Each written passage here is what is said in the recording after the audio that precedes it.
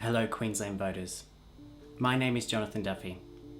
You might not know who I am, but I'm one half of a couple who are the subject of a documentary film called The Doctor's Wife, which is about what it's like to live in rural Queensland as an openly gay couple.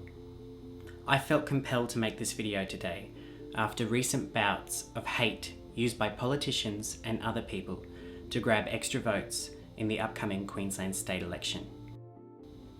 I'm speaking, of course, about the much publicised KAP television campaign and the most recent vehicle, which I can only refer to as the gay hate truck.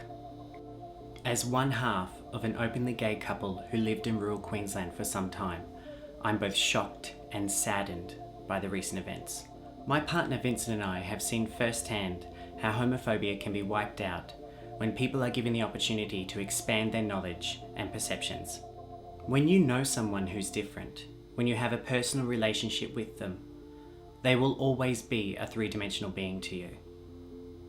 When you've only ever heard of a type of person, for example, a gay man or a lesbian, and to your knowledge have never met or known one, you can only form a perception.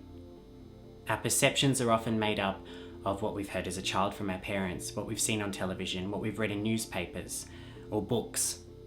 A lot of this is produced or written by other people who also have their own perceptions. From my experiences living in rural Queensland, I personally believe homophobia can be wiped out when you make that transition from being a perception to a person.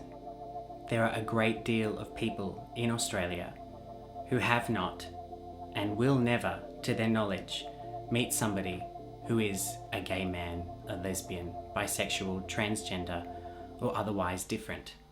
I have a question.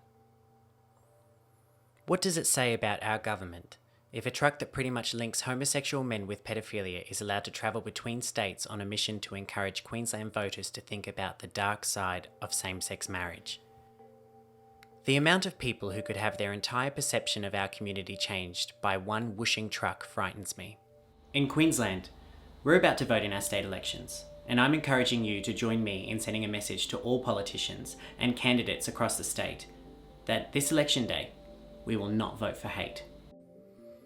This means if you're running for Parliament and have used hateful or discriminatory messages to win votes, or are showing that you will discriminate against minorities or uphold current legislations that already do discriminate, I will not vote for you.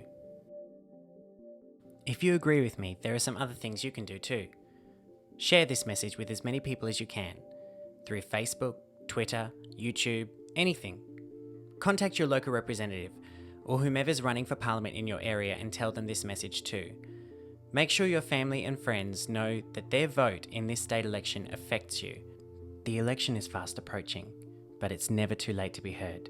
Make sure you encourage as many people as you possibly can to contact their Member of Parliament and let them know that as Australian citizens, taxpayers, and Queensland voters, this election day, we will not vote for hate.